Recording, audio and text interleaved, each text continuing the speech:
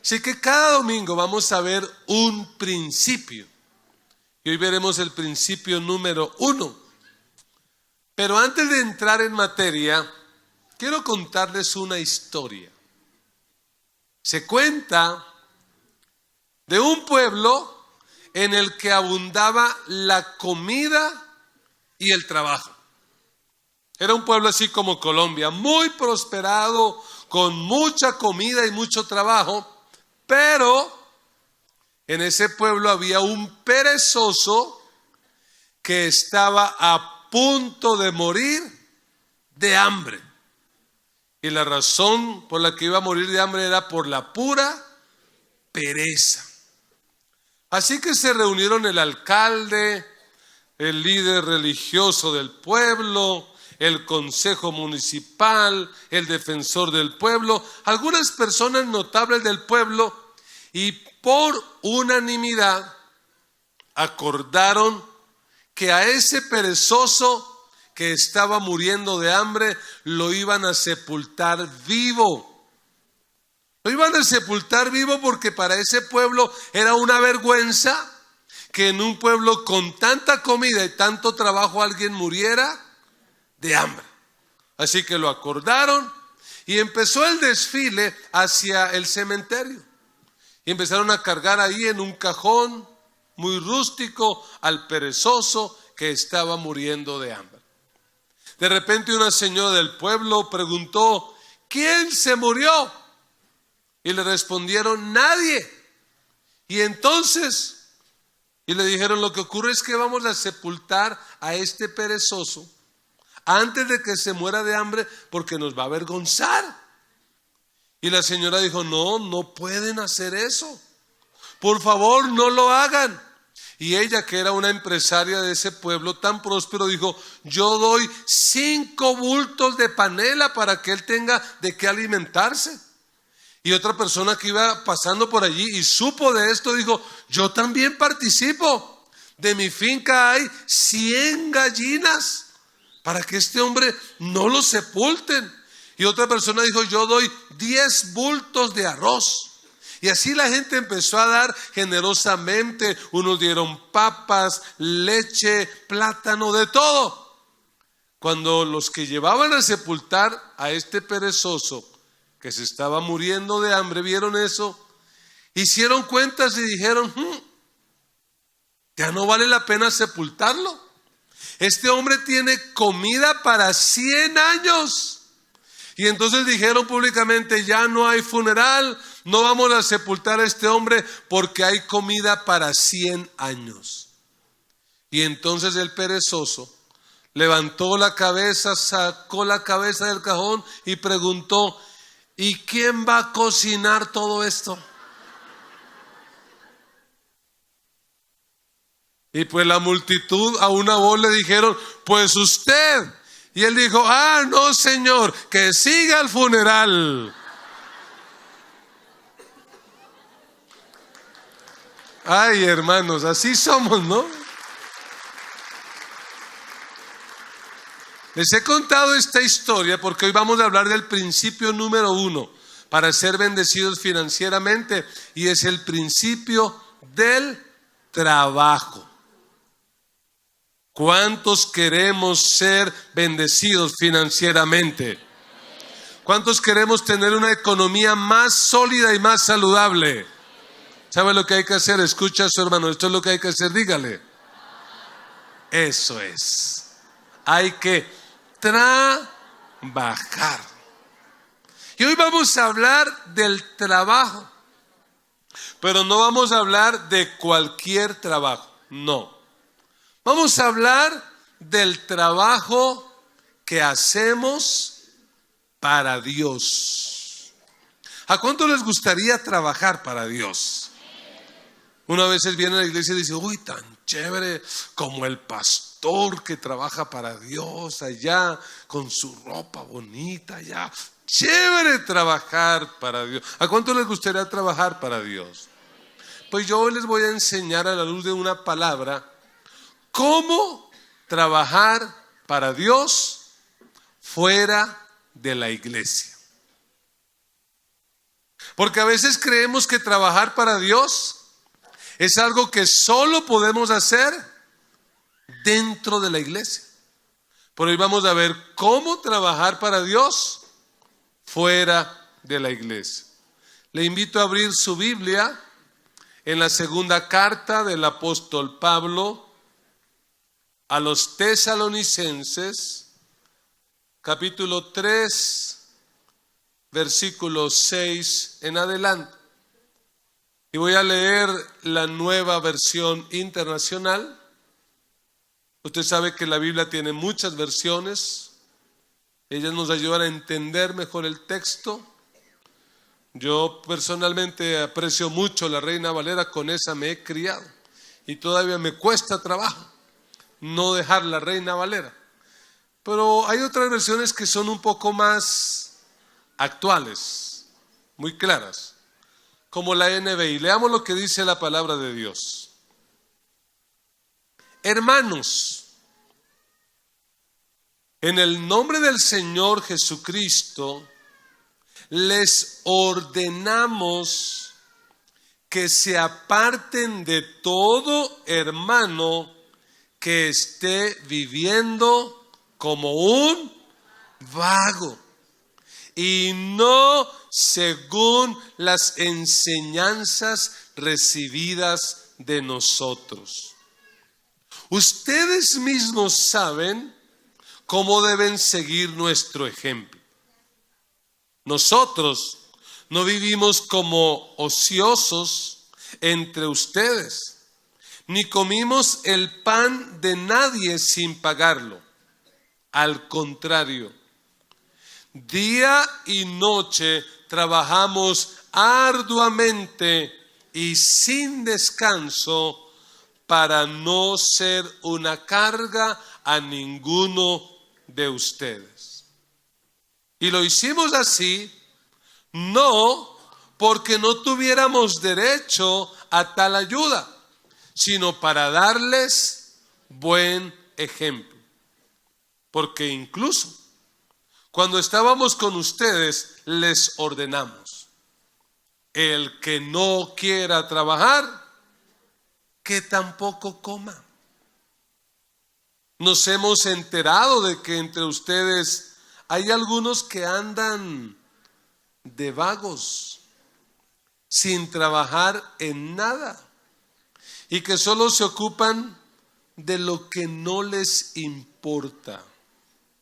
A tales personas les ordenamos y exhortamos en el Señor Jesucristo que tranquilamente se pongan a trabajar para ganarse la vida.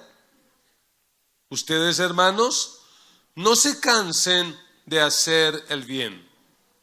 Si alguno no obedece las instrucciones que les damos en esta carta, denúncienlo públicamente y no se relacionen con él para que se avergüence. Sin embargo, no lo tengan por enemigo, sino amonéstenlo como a hermano. Amén. Amén. Dígale a alguien una vez más: tenemos que trabajar. ¿Cuántos quieren ser prosperados en todo? ¿Qué tenemos que hacer? Trabajar. Y lo que nos va a enseñar este texto de la palabra de Dios hoy es que podemos trabajar para Dios fuera de la iglesia. Podemos trabajar para Dios fuera de la iglesia. Y quiero que veamos por lo menos 3 verdades de este texto que nos van a ayudar a eso, a trabajar para Dios fuera de la iglesia. Para entender un poquito este texto, tenemos que entender cuál es la razón por la que Pablo escribe estas palabras. Y cuando uno mira en el versículo 6, uno entiende cuál era en realidad el problema. Pablo dice: Hermanos, en el nombre del Señor Jesucristo les ordenamos. Es interesante porque Pablo generalmente cuando escribía sus cartas utilizaba otra frase y es os rogamos. La frase que más repite Pablo en sus cartas es os ruego por las misericordias de Dios que presentéis vuestros cuerpos en sacrificio vivo, santo, agradable. Os ruego que no os dejéis mover. Siempre está rogando, pero aquí no ruega. ¿Qué hace aquí Pablo? Ordena. Pablo dice, versículo 6, hermanos, en el nombre del Señor Jesucristo les ordenamos. Y no solo les ordenamos, sino que dice, les ordenamos en el nombre del Señor Jesucristo. Porque el problema que está enfrentando la iglesia de Tesalónica es un problema muy serio. ¿En qué consiste el problema? El problema consiste en que dentro de la iglesia se filtró una falsa enseñanza. Alguien apareció con una supuesta carta de Pablo y en esa supuesta carta dice que Pablo había dicho que, hermanos, ya la venida del Señor estaba ahí, ya estábamos viviendo el día del Señor. Y entonces algunos dijeron, bueno, si ya el Señor viene, pues ¿para qué trabajamos? Si ya el Señor viene la otra semana, pues ¿para qué trabajamos? Ya no hay que trabajar. Y se dedicaron a la vagancia. Y no solo que no trabajaban, sino que los que no trabajaban empezaron a buscar a los que sí trabajaban para decirles, por favor, no trabajen. ¿Para qué trabajan si ya el Señor Jesús viene? Y entonces, ¿saben en qué se convirtió esa gente para la iglesia? Se convirtió, uno, en una carga.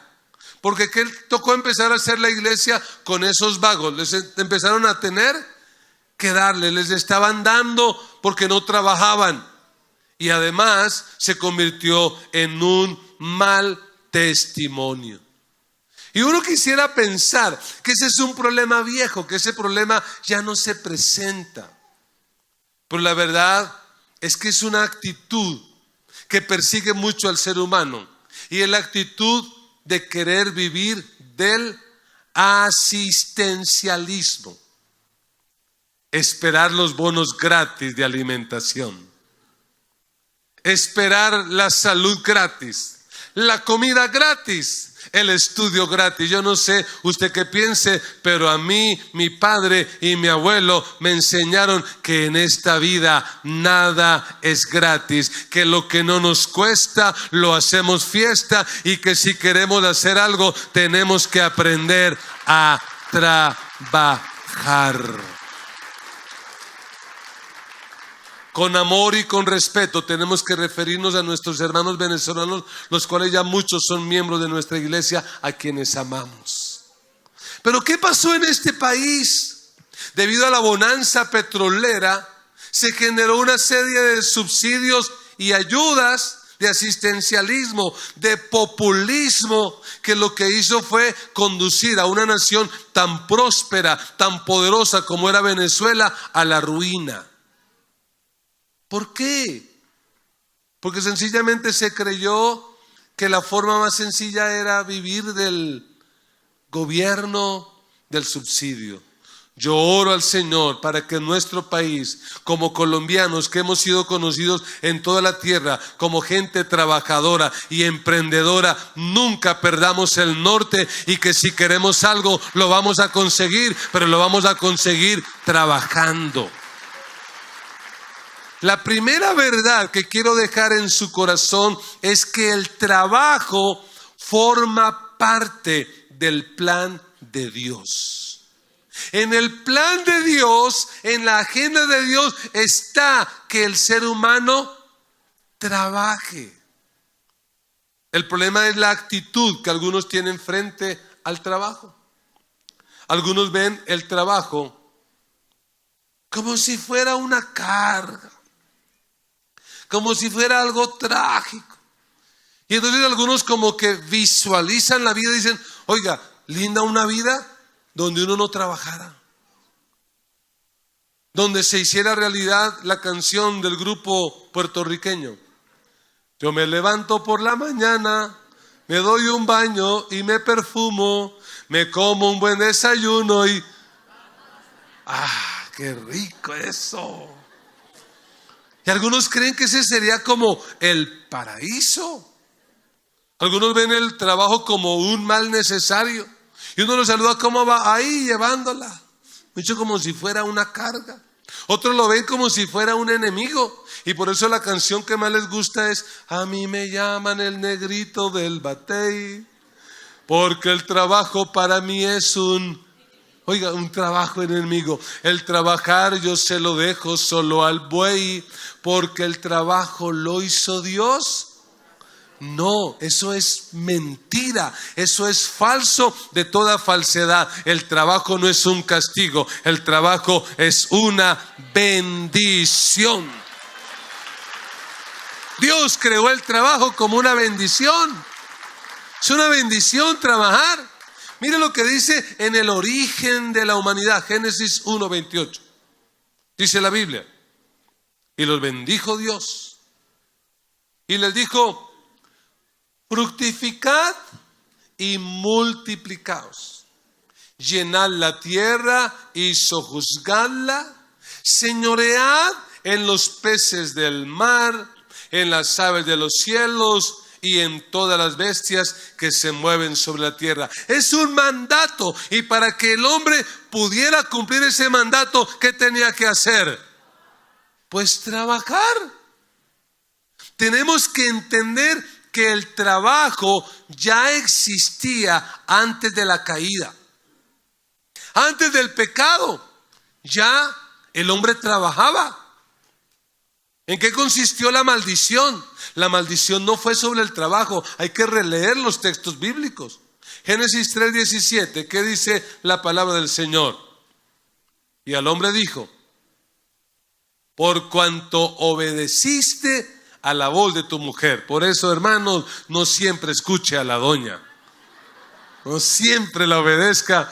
Aquí dice el Señor, mire, por eso, por oír a su esposa, le pasó eso. Por cuanto obedeciste a la voz de tu mujer y comiste del árbol que te mandé diciendo: no comerás de él. ¿Qué dice? Maldita será que. ¿Qué fue lo que maldijo Dios? La tierra, no el trabajo. La tierra fue maldita, pero no el trabajo. Versículo 17 dice: con dolor comerás de ella todos los días de tu vida, espinos y cardos te producirá, y comerás plantas del campo, con el sudor de tu rostro comerás el pan, hasta que vuelvas a la tierra, porque de ella fuiste tomado, pues polvo eres, y al polvo volverás. ¿En qué consistió el castigo? Consistió en que antes de que el hombre pecara, el trabajo para el hombre era una delicia. Después de la caída, el pecado fue una carga. Pero si usted y yo hemos conocido a Cristo y hemos sido redimidos, para nosotros los cristianos hoy el trabajo no puede ser una carga, sino tiene que ser una delicia, algo agradable para nosotros. Tiene que ser algo especial. Porque ¿sabe qué es lo que le da sentido al descanso? El trabajo. Porque si usted no trabaja y le digo, mañana día de descanso, ¿usted qué dice? Déjame las paso todo el tiempo. No hay sentido. Pero yo personalmente, que trabajo todos los días hasta el domingo, y mañana lunes festivo, ¿qué digo? ¡Ay, qué rico que llegue el lunes! Porque estoy cansado. Es importante entender eso. Dios creó el trabajo y lo bendijo. Dios mismo trabaja y manda trabajar. Así que tenemos que entender esto. El trabajo es parte del plan de Dios. Y usted y yo, lo que tenemos que empezar a hacer es a cambiar nuestra actitud hacia el trabajo. Yo dije que tenemos que cambiar nuestra actitud hacia el trabajo. Y el martes, cuando algunos vuelvan al trabajo, ¿cómo van a volver? con una sonrisa, tengo trabajo, voy a trabajar y no, qué cartera, se acabó el festivo. Otra vez. Y entender que cuando vas a trabajar allá, no vas a trabajar para el patrón que te firma el cheque. Tú allá afuera estás trabajando para Dios. Porque eso va a cambiar el sentido del trabajo. Eso nos va a ayudar enormemente. Mire, los grandes hombres de la Biblia no fueron, por decirlo técnicamente, pastores, predicadores del evangelio. No, pero sirvieron a Dios, ¿sí o no? Claro. Abraham, ¿quién era Abraham? ¿Un sacerdote judío? ¿Era un predicador? ¿Qué era Abraham? Era un ganadero. Era un hombre que cuidaba vacas, ovejas, y ese era su trabajo. Pero como ganadero sirvió a Dios. ¿Quién era David? Un pastor de ovejas. Y luego con el tiempo llegó a ser el rey, un líder político. Con su trabajo sirvió a Dios. Daniel fue un político, ocupó cargos públicos. No fue predicador, pero allí sirvió a Dios. Nehemías, ¿quién era Nehemías? Primero fue un copero y luego fue un constructor. Fueron trabajos que cualquiera diría seculares. Que ese es el problema que algunos cristianos tienen, que han separado la vida entre lo secular y lo sagrado. Y creen que para servir a Dios solamente dentro del templo, siendo parte de acomodación, de consolidación, de adoración, de la predicación. Pero quiero decirle, tan sagrado es el trabajo que yo tengo hoy de predicar la palabra de Dios, como es sagrado el trabajo suyo de hacer el trabajo que hace allí en la empresa. Todo trabajo es sagrado si lo hacemos para Dios. Y a través de ese trabajo tú estás honrando a Dios. Sí, amén. ¿O no amén? Dígale a alguien, todo trabajo es sagrado. Todo trabajo es sagrado. No pueden decir, ay, es que el trabajo del pastor, ese sí es sagrado. El mío aquí arreglando ropa o eso no es sagrado. Es sagrado. Porque ¿para quién lo haces? Para Dios. No, pero es que yo aquí en la plaza de mercado vendiendo frutas y verduras, ¿para quién lo haces? Para Dios. Entonces tu trabajo es sagrado. Dale gracias a Dios por tu trabajo. Honra a Dios por ese trabajo que Él te ha dado, que es sagrado. Y eso nos lleva a la segunda verdad, y es que el trabajo es fundamental para testificar de Dios. El trabajo es fundamental para testificar de Dios. Usted sirve a Dios y lo puede hacer a través de su trabajo. La pregunta es, ¿cómo hacemos nuestro trabajo? Mire que a Pablo le preocupa tanto que en la iglesia hayan vagos que no trabajan y que además de que no trabajan están de lambones fregándole la vida a los que sí trabajan. ¿Qué hace? Versículo 7. Lo que va a hacer Pablo es colocarse de ejemplo. Pablo dice, ustedes mismos saben cómo deben seguir nuestro ejemplo. Nosotros no vivimos como ociosos entre ustedes, ni comimos el pan de nadie sin pagarlo. Al contrario, ¿qué dice Pablo? ¿Cómo trabajaba él? Día y noche trabajamos arduamente y sin descanso para no ser una carga a ninguno de ustedes. Versículo 9. Y lo hicimos así, no porque no tuviéramos derecho a tal ayuda, sino para darles ejemplo. Pablo, Silas y Timoteo, que eran ministros, predicadores que estaban tiempo completo, ellos dicen, nosotros pudimos haber usado ese derecho, pero no lo hicimos. Porque ¿qué era la obligación de la iglesia con ellos? Sostenerlos. Pero ¿qué dicen ellos? Nosotros nos conseguimos otro trabajo. ¿Y para qué lo hicimos? Para darles ejemplo. Pero ellos tenían derecho, claro, porque la Biblia dice que el obrero es digno de su salario y que el que sirve en el altar debe comer del altar. Pero ellos no lo hicieron sencillamente para dar modelo, para dar ejemplo. Era la manera de dar testimonio.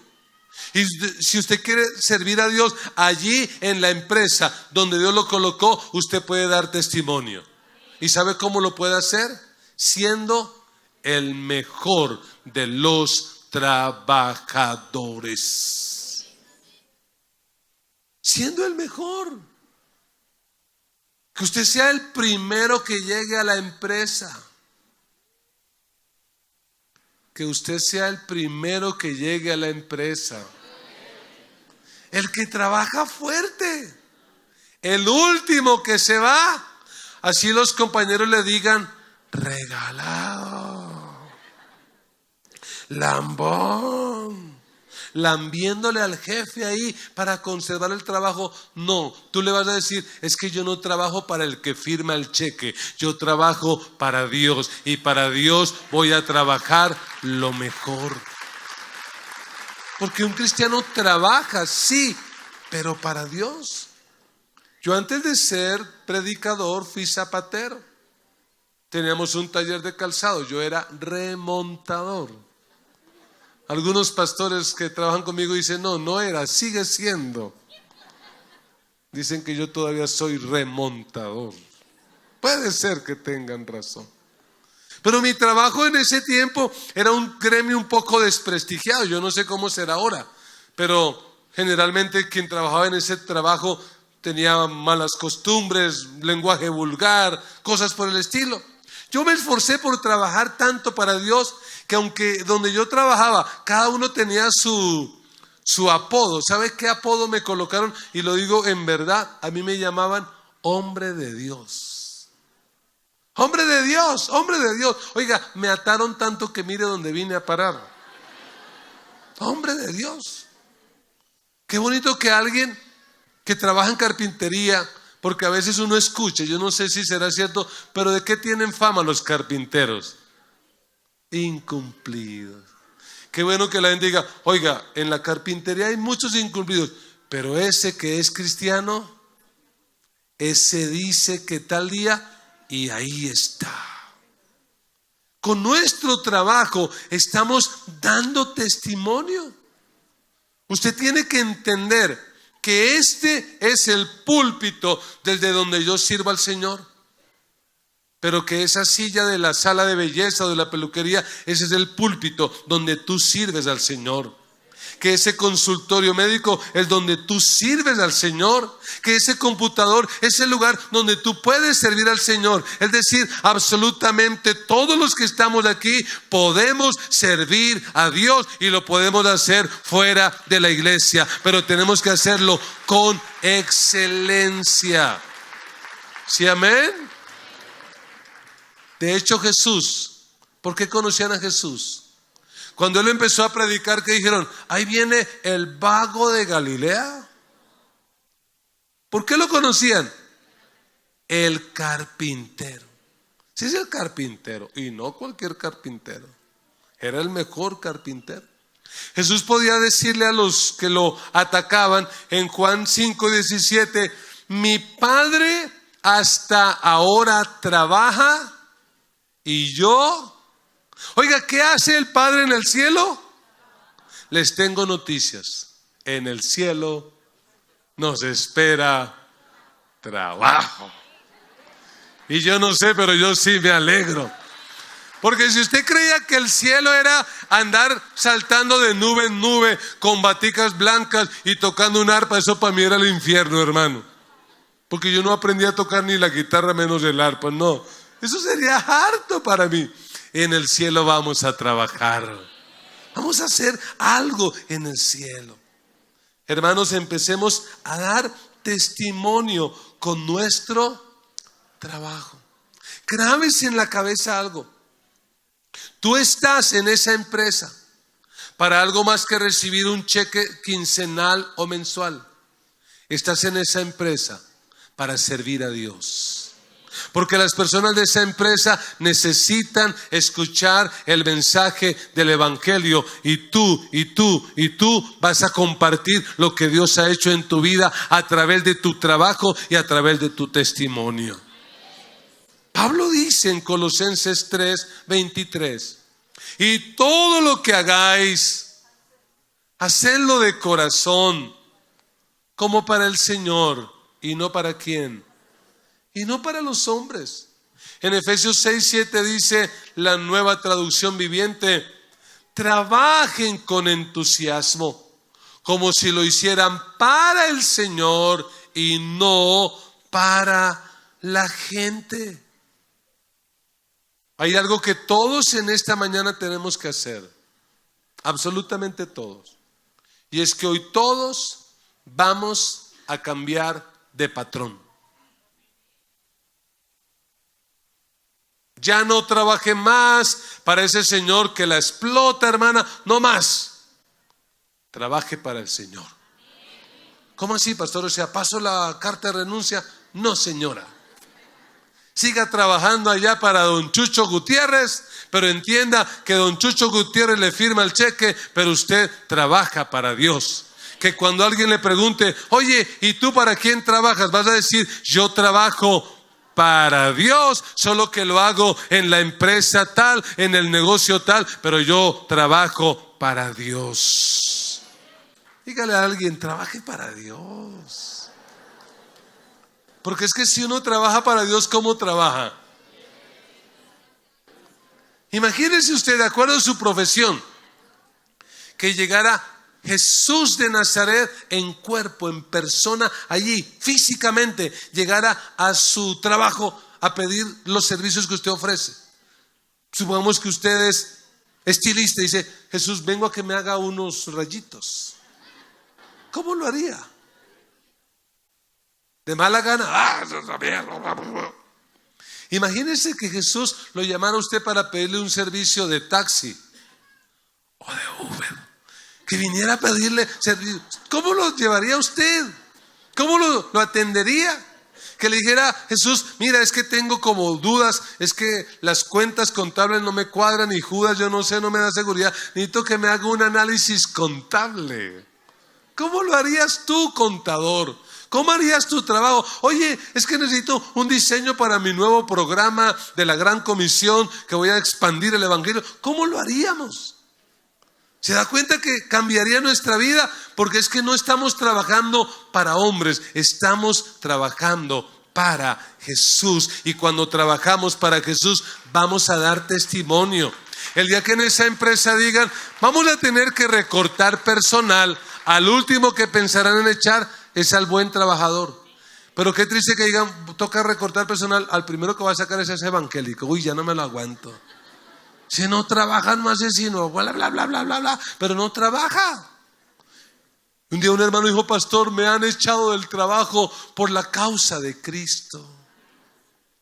Y yo me preocupé, dije: oiga, persecución laboral. ¿Y qué pasó? Dijo: no, imagínese, el hermano donde usted me recomendó una fábrica de vestidos, me echó. ¿Y por qué? Dijo: no, porque me encontraba de máquina en máquina compartiéndoles el evangelio a mis compañeros. ¿Y sabe qué le dije yo? Bien hecho. Porque a usted no le pagaban allá por predicar, le pagaban era por coser. Así que bien hecho que lo echaron. Creo que fue lo único que me hizo quedar mal. Porque otros que he recomendado me han dicho al contrario: pastor, no tiene otro como ese, porque ese sí salió excelente. Vamos a trabajar para hacer quedar bien el nombre de nuestro Dios. Donde quiera que trabajemos, al Señor lo tienen que glorificar por nuestro trabajo, por la manera como lo hacemos. Aleluya. Y una tercera y última verdad en esta mañana es que el trabajo es una fuente de la bendición de Dios. ¿El trabajo es fuente de qué? ¿Cuántos quieren ser bendecidos? ¿Qué nos toca hacer? Trabajar. ¿O esperamos los bonos? No, vamos a trabajar. Mire, hermano, La verdad es que la fuente de bendición para nosotros es Dios. Pero Dios en su soberanía estableció el trabajo para que a través del trabajo nos pueda bendecir. Por eso Pablo en el versículo 10 aquí recuerda una verdad. ¿Y qué dice el versículo 10? Porque incluso cuando estábamos con ustedes, les ordenamos. Lea usted, hermano, fuerte. ¿Qué ordenó Pablo? El que no quiera trabajar, sencillo, pues que tampoco coma. ¿No quiere trabajar? Pues no va a comer. ¿Qué decían los abuelos? El que trabaja no come paja, ni bebe agua como buey. Mi abuelo no fue cristiano evangélico, fue cristiano católico. Pero ¿sabe qué aprendí yo de mi abuelo, de mi papá y de todos ellos? El valor del trabajo. Esa era una frase que los abuelos decían: el que trabaja no come paja. ¿Sabe qué es la mejor herencia que usted le puede dejar entre muchas a sus hijos? Enséñele a trabajar. Pero hay hermanas que a veces dicen: ay, pastor, termina el culto rápido. ¿Por qué, hermana? Porque es que tengo que ir a hacerle el almuerzo a la niña. Ay, qué pena, hermana. ¿Y cuántos años tiene la niña?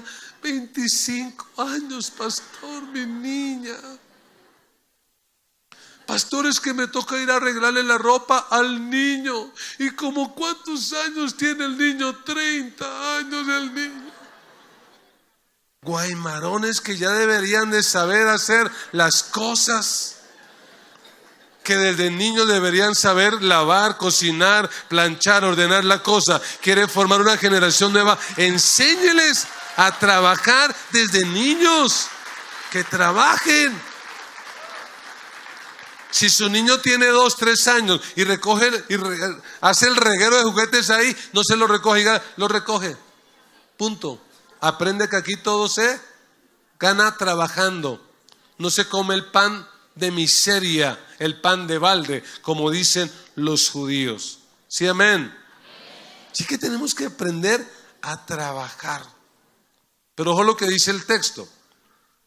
Dice: el que no quiera trabajar.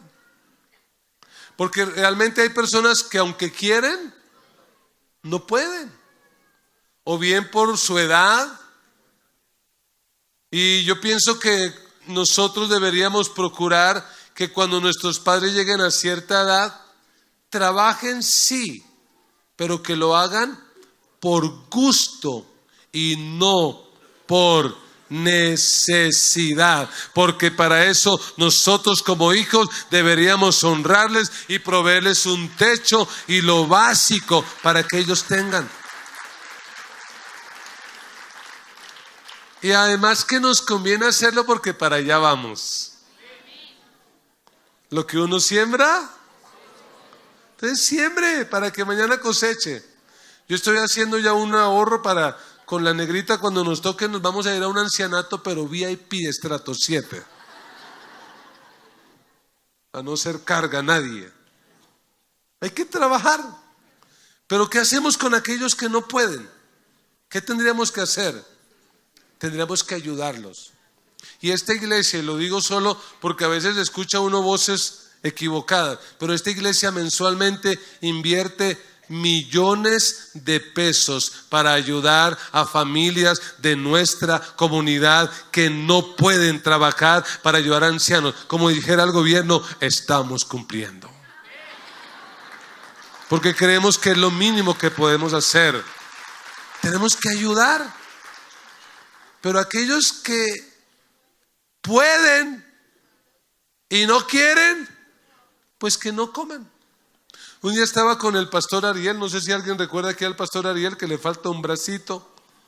Y estaba con él y llegó alguien allá pidiendo plata, que porque le faltaba una mano. Y sabe, este pastor que es de un sentido del humor, levantó su ñoquito y dijo, vaya y pida para los dos.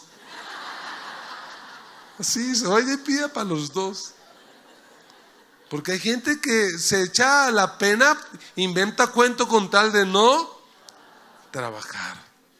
Versículo 11, el apóstol Pablo dice, nos hemos enterado de que entre ustedes hay algunos que andan de vagos, sin trabajar en nada, y que solo se ocupan de lo que no les... Además de vagos, lambones, metiches. Por eso en algunas tiendas dice, si usted no tiene nada que hacer, no lo haga aquí. No venga aquí a fregar. Versículo 12 dice, a tales personas les ordenamos y exhortamos en el Señor Jesucristo que tranquilamente se pongan ¿a qué? Es decir, tómese unas goticas de valeriana, relájese y empiece a trabajar. ¿Para qué? Para ganarse la vida. La solución es esa, empiecen a trabajar. Pero aquí tengo que hablar del otro extremo. Porque así como hay personas que no quieren trabajar y que son vagos, hay otros que han convertido el trabajo en un ídolo y son lo que llaman algunos expertos de la conducta humana trabajólicos, adictos al trabajo. Es decir, que mañana es el día de descanso y están ahí, pero parece que les picara todo. No, es que, no, yo no sé. No disfrutan el descanso. Gente que a veces se llena la boca diciendo, yo llevo 20 años trabajando sin tomar día de descanso, sin vacaciones ni nada. ¿Qué quieres? ¿Que te levantemos un monumento, una estatua, un reconocimiento del Consejo, del Congreso? ¿Qué quiere? Lo único que le digo es, no sea tonto, porque usted se la pasa trabajando y amontonando y acumulando. Mañana te mueres de un infarto y la viuda va a estar gozando eso con algún otro que sí va a saber para qué era eso. Así que no todo en la vida es trabajo. No haga del trabajo un ídolo. Entienda que el sentido de nuestra vida no es trabajar. No es que estamos en este planeta solo para trabajar. No, para eso no estamos. Estamos en este planeta para algo más que eso. ¿Sí, amén o no amén? Para algo más. Así que Pablo dice, ojo, tengan cuidado. Versículo 14 dice, si alguno no obedece estas instrucciones que les damos en esta carta, esto me da ideas. Esto es una buena idea para mí como pastor. Denúncienlo públicamente y no se relacionen con él. Para que sea, oiga, ese Pablo era terrible. Se imagina en la iglesia de Tesalónica, hermanos, buenos días. Hoy en nuestro culto dominical queremos leer el listado de los vagos de esta iglesia. Y empezamos por el nombre de fulano. ¿Para qué los nombraban? Para que les corriera vergüenza y la gente que dijera, uy, con esa gente a metros. Buena idea, ¿cierto? Buena idea, voy a tenerla en cuenta, voy a orar. Versículo 15 dice, sin embargo, no lo tenga por enemigo, sino amonéstenle como a qué. Ahí sale el corazón pastoral de Pablo, ¿cierto? Diciendo, miren a ver si el hombre cambia, para que empiece a ser diferente. Hermanos, que Dios nos ayude a nosotros a enseñar el valor del trabajo con nuestra vida, con lo que somos. Alguien dijo en el pasado que el que no enseña a su hijo una profesión, le enseña a robar. Tenemos que enseñarle a nuestros hijos a trabajar. ¿Y qué hay que hacer con los vagos? Aléjese. ¿Cuáles son las peores amistades para nuestros hijos? Eso es lo peor. ¿Cuál es el peor novio que puede tener su hija? Ese vago que se la pasa allá en el parque solamente chicaneando y gomeleando los tenis nuevos y el celular nuevo, apártese de eso. Mire, jovencita, usted que no se ha casado, cásese con ese muchacho que aunque es mueco, cojo o lo que sea, pero que es trabajador, porque con ese muchacho hay futuro. Con ese muchacho usted va a salir a algún lugar. Y si usted quiere ser un buen partido, muchacho, vuélvase un verdadero trabajador. El trabajo tiene que convertirse para nosotros como cristianos en una necesidad. Como bañarse, como comer, como dormir, como tener amigos. Hay que trabajar. Qué lindo que usted mañana se pensione y siga trabajando. ¿Por qué? Porque es que el trabajo le da sentido a la vida. Ya no es porque para pagar el arriendo, no porque es que necesito trabajar. ¿Sí, amén? Quiero terminar con una historia. Se cuenta de un maestro de construcción que había trabajado muchos años para su jefe, un gran constructor, un gran empresario que construía muchas cosas, pero este maestro vivía amargado, porque a él le parecía que su jefe era injusto, aunque la verdad el jefe no era injusto, pero él vivía amargado con el jefe, vivía amargado con todo, y un día dijo: yo no me aguanto más haciéndole plata al jefe, y fue y renunció. Y el jefe trató de persuadirlo, pero él dijo: no, yo no trabajo más. Así que el jefe le dijo: está bien, pero quiero pedirte un favor, un último trabajo. Mientras yo voy a ir a dar un corto paseo de 2 meses por Europa, usted me construye una casa. Por favor, la casa más linda. Métale el mejor material, no ahorre nada, contrate los mejores empleados y me va a hacer la casa más linda mientras yo me doy una vueltica muy cortica de 2 meses por Europa. Y claro, el maestro se amargó, dijo: el colmo, 2 meses paseando y yo aquí trabajando. Pero dijo: bueno, está bien, jefe, yo le ayudo. Y empezó a construir la casa de mala gana, las bases de poca calidad. Contrató empleados aprendices, esas paredes quedaban chuecas y él decía: ay, está bien. Esos pisos desalineados, material de mala calidad, déjelo así. La plomería, la grifería, todo de mala calidad. Y haciendo la casa. Cuando volvió el jefe 2 meses después, le dijo: ¿cómo te fue? ¿Hiciste la casa que te dije? Oh, sí, claro. ¿Le metiste los mejores materiales? Por supuesto. ¿Contrastaste los mejores empleados? Claro que sí. ¿No ahorraste nada? No, señor.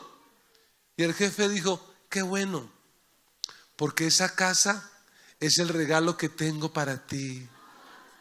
Gracias por todo el servicio que me prestaste.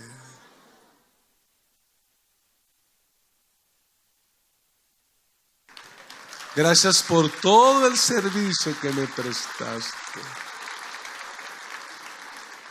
Y la pregunta final en esta mañana es: ¿y cómo estamos construyendo? ¿Y cómo estamos construyendo? ¿Realmente para quién estoy trabajando? Esfuérzate por ser el mejor trabajador, porque muy seguramente estás construyendo tu propia casa. Estás construyendo tu propia vida. Tú no trabajas para un hombre. Tú no trabajas para una empresa. Aunque estés afuera de la iglesia, tú trabajas para Dios. Que nuestro trabajo lo hagamos siempre para Dios. Cierre sus ojos en esta hora. Y allí en silencio, por 1 minuto, piense en esta palabra que acaba de escuchar. ¿Qué decisiones va a tomar? ¿A qué se comprometerá usted con esta palabra?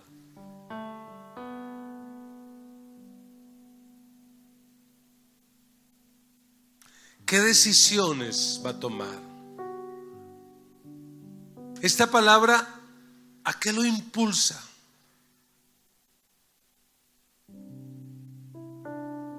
¿Qué reconoces? ¿Qué cambios harás? ¿Qué decisiones tomarás? El principio número 1 de la bendición económica es el trabajo. Y el Espíritu probablemente nos está impulsando a cambiar nuestra actitud hacia el trabajo.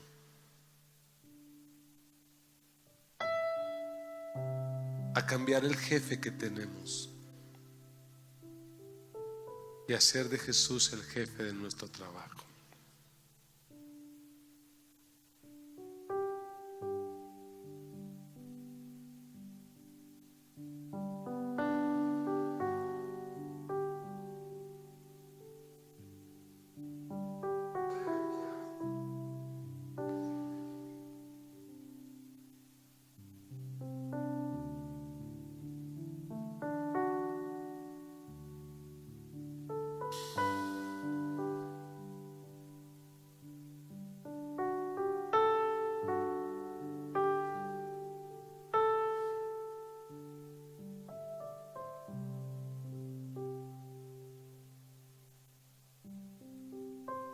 Colóquese de pie y vamos a orar.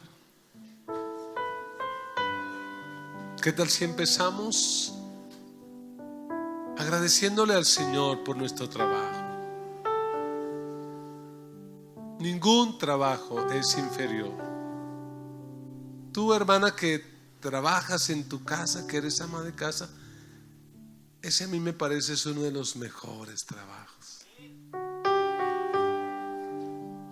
Ese es uno de los mejores trabajos. Yo le agradezco tanto a mi esposa que durante muchos años aplazó sus sueños para ser ama de casa, para educar a sus hijos. Si hoy sus hijos son grandes, es porque hubo una mamá que aplazó sus sueños para que sus hijos y su esposo fueran grandes. Ese trabajo tuyo, hermana, es grande. No figuras en una nómina, no figuras de pronto por allá en el fondo de pensiones, pero figuras en el libro de Dios. Demos gracias a Dios por nuestro trabajo. Padre, te damos gracias por el trabajo que nos has dado. Gracias, Señor, por los diferentes trabajos que hemos podido realizar en esta vida.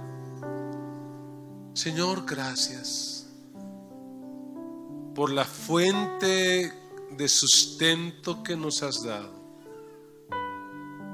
Dele gracias a Dios con nombre propio por esa empresa. Usted que trabaja en una empresa, en la empresa pública o privada, dele gracias a Dios. Dígale al Señor, gracias por esta empresa. Si sabes el nombre del gerente, de tu jefe inmediato, dale gracias, dile Señor, y gracias por fulano. Si tú eres independiente, dile al Señor igual, gracias por este arte que me diste, por esta profesión, por este negocio, por este taller, por este carro, por este taxi, por este bus, por esta tractomula, por este camión. Gracias por esta profesión. Gracias, Señor, por mi trabajo.